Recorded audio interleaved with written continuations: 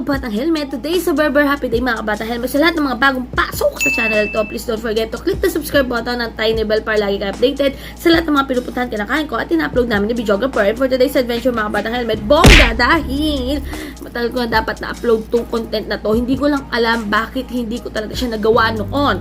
So ito talaga pang malakasan na kailangan nating maging dalubhasa muna. Mag-isip-isip, mag-aral ulit, mag-refresh. So, ito na nga mga kabatang helmet. Sana makatulong tong video na to, lalo na sa mga nursing student, dun sa mga gustong mag-take up ng nursing or ng BSN, Bachelor of Science in Nursing, or dun sa mga nag-aaral na, yun nga yung mga student nurses natin, at doon sa mga kapwa ko naman nurses sa servisyo na.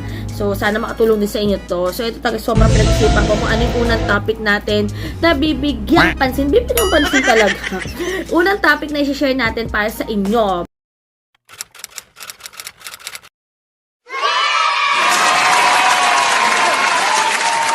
Before anything else, sa mga student nurses dyan or sa mga nagbabalak na mag-take ng BSN, hindi dapat puro pera or material na bagay ang iisipin nyo. Dahil dito sa profession na to, hindi siya basta career or profession. Ito ay isang bukasyon. Kung gusto nyo lang na pangmalakasan na malaking kita, oo, bibigay sa iyo yan ng kursong ito. Pero, mas maganda, sa ibang bansa nyo i-practice yan. Kasi dito, reality bites na kumakampat ang helmet. Yun na yun. Pero ito nga, sa mga nag-aaral dyan, hindi naman sa dinediscourage ko kayo. Sinishare ko lang naman sa inyo ang realidad ng isang nurse dito sa Pinas. Pero push nyo yan. Kung talagang gusto nyo at pangarap nyo na maging isang huwarang nurse, push nyo yung course na yan. Push nyo lang yan. Push nyo yan. Pinush ko nga eh. Meron tayong 12. Ito pala dapat. So, meron tayong 12 cranial nerves sa ating katawan, no? Diba mga kabatang helmet? So, 12 cranial nerves. Pag-iisipin nyo, parang ang hirap na makabisaduhin yan. Ang hirap na aralin yan. 12 cranial nerves. Ano nga pala yung cranial nerves? Cranial nerves are electrical signal. Ayan, no? Diba? Electrical signal. Talagang parang kuryente lang yan.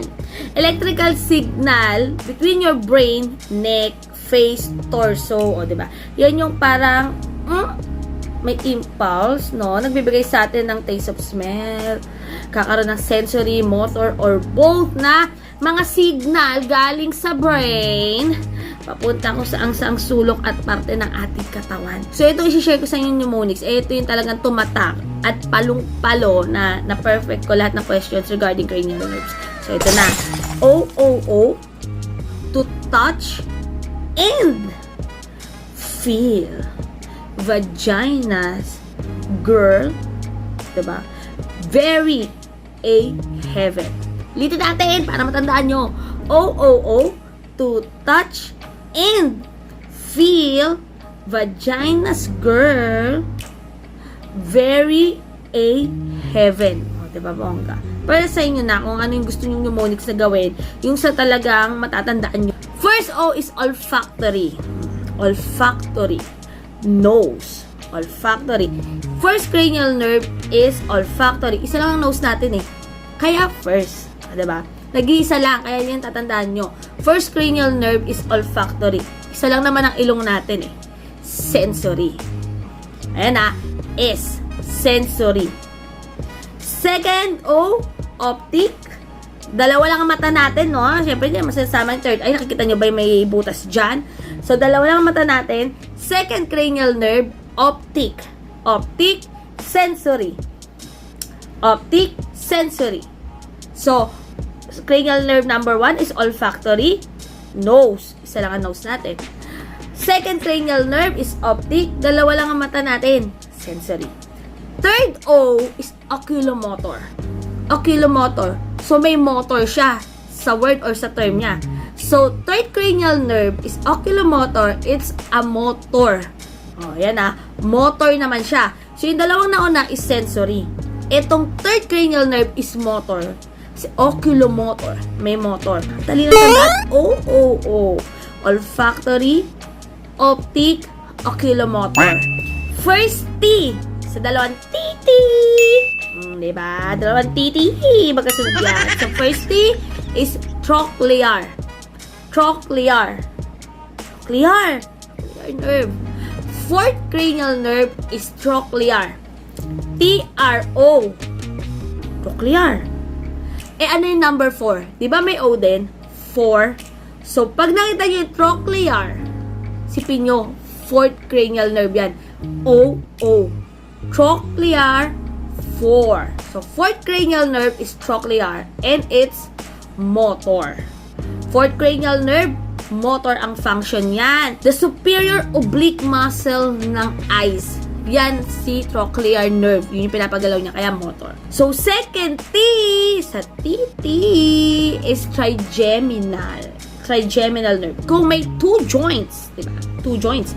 Etong si cranial nerves, may 3 joints. Ayan 3 joints si trigeminal nerve.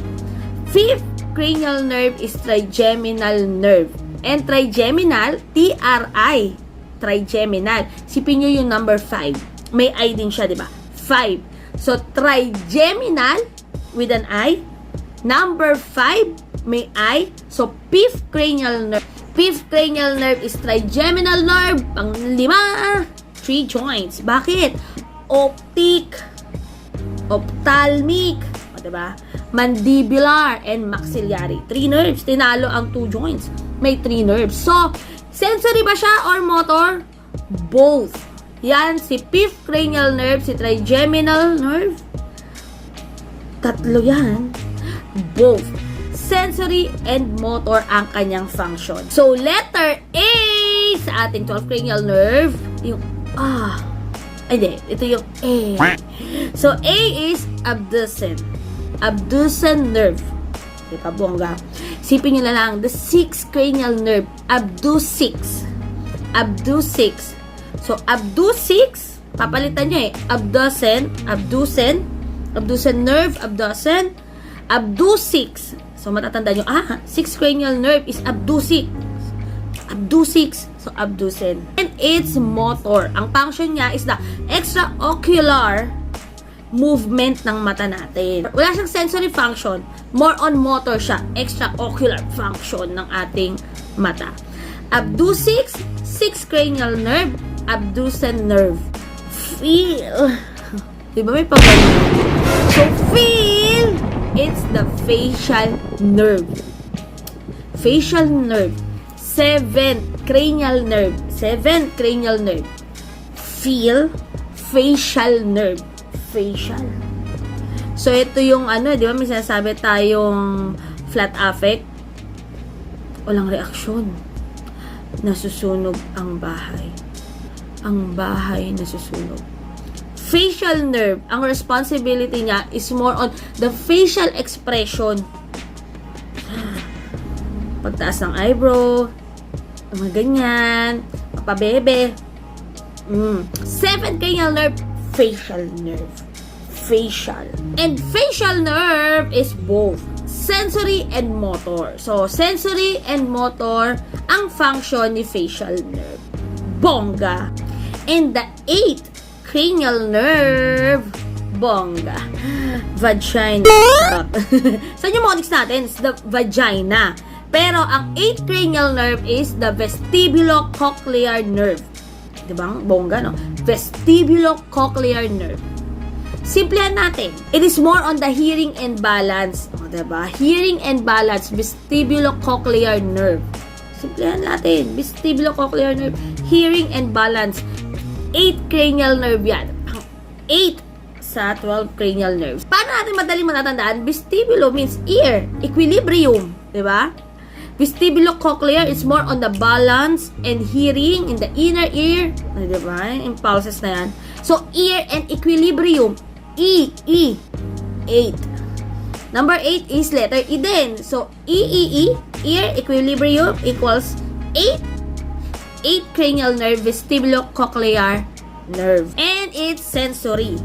Sensory ang ating 8 cranial nerve, ang vestibulocochlear nerve. And the 9th cranial nerve, the girl, diba? It's the glossopharyngeal nerve. Bongga. Glossopharyngeal nerve. Simplihan natin. Dila. Tongue and the pharynx. Diyan ang function ng glossopharyngeal nerve. Tongue and pharynx. And both siya. Both sensory and motor ang function ni 9th cranial nerve. The glossopharyngeal, tongue and pharynx. The 10th cranial nerve is the vagus nerve. Bongga, diba? Vagus nerve or the vagus nerve pertains to the tummy and thorax. So, dun sa mga organs na nandun sa loob ng thorax and ng tummy natin, doon nagkakaroon ng execution or nakaka-experience ng vagal or ng vagus. Yung vagus nerve. So, letter T, thorax and tummy. anong ba yung number 10? Diba T din? T. Hindi lang dalawang T. Tatlo yung T. So, thorax, tummy, and 10. So, 10th cranial nerve is vagus nerve or vagus nerve. It is also both sensory and motor ang kanyang function. 10th cranial nerve, vagus nerve, both sensory and motor. T. And the 11th cranial nerve is the accessory nerve. Pero iba, spinal accessory ang tawag nila. Accessory nerve is more on the shoulder, neck movement. Kaya siya motor. Hindi siya sensory hindi rin siya both. Motor lang po ang 11th cranial nerve, which is the accessory or spinal accessory nerve. So, pag pala nakakaroon tayo ng stiff neck, no, hindi natin magalaw. Accessory spinal nerve or spinal accessory nerve. Hindi natin magalaw. Stiff neck. Diba? Nandyan yung mga sternocleidomastoid. Anatomy naman yan. Pag-aaralan din natin yan. So, 11 cranial nerve is accessory motor. At syempre, our 12 cranial nerve, the last but not the least, hypoglossal. And it is motor. Motor po ang ating hypoglossal. It is motor in function. Kaya movement ng tongue. Kaya tama-tama, no? Heaven. Tongue. Kaya, ang ating 12 cranial nerve is hypoglossal, motor, movement ng tongue. Simplihan lang natin. Movement ng tongue. So, ayan! Na-differentiate na natin isa-isa ang 12 cranial nerves. So, sana talaga nakatulong siya sa inyo. Pero nasa inyo na yung kung anong mnemonics na gagamitin nyo. Pero sobrang pumatok talaga sa akin itong to touch and feel. Vagina's girl. Very heaven. Diba? Nakakaloka talaga, no? Pero, syempre, no, aralin nyo din kung ano yung mga 12 cranial nerves na nakapaloob sa mnemonics. Mamaya masagot nyo sa exam yung ating So, super dali lang yan. And sa talaga nakatulong sa inyo, mga batang helmet, especially sa mga nursing student dyan. And, comment lang kayo kung ano pa yung mga gusto nyong matutunan para ma-share din natin. Nakakamiss lang talaga, especially sa review center. Naku, may galap shoutout muna sa lahat ng mga kasamahan ko na reviewer.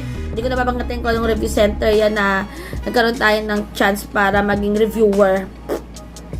Reviewer talaga. So, yun na nga. Stay happy, stay healthy, and stay safe tayo as always, mga kabatang helmet. Sabi ko nga sa buhay niya, naging helmet din ang book niya. It keeps getting better every day. God bless everyone.